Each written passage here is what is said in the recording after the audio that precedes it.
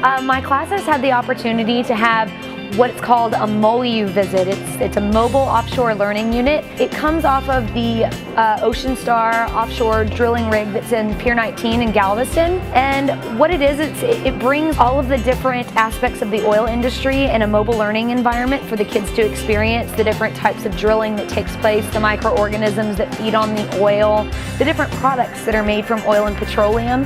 And it really shows them all the different facets of the industry. So it's really cool that they got to have this opportunity.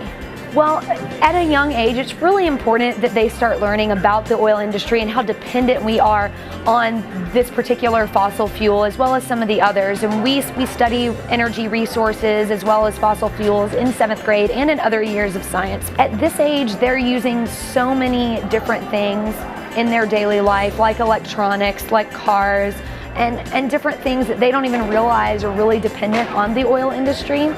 Well, I learned about oil and how they get it, and I learned about the different kinds of drills, and I learned about the viscosity of oil and how different types would be better for different things.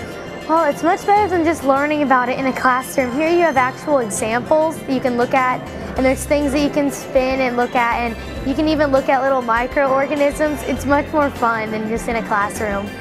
I like the exhibit. It showed you what order the oil goes in, like from when they drill it out of the ground to when it goes to your car. It shows you the whole process. I thought that was really interesting, and I learned a lot from it.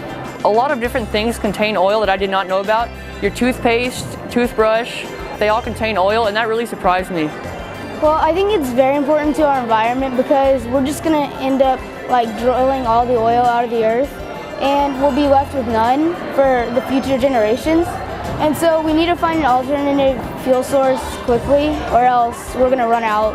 In this area, it's really important for oil production because it makes up a lot of the jobs. The more we get oil, the more we can gain money from harvesting, from selling the oil.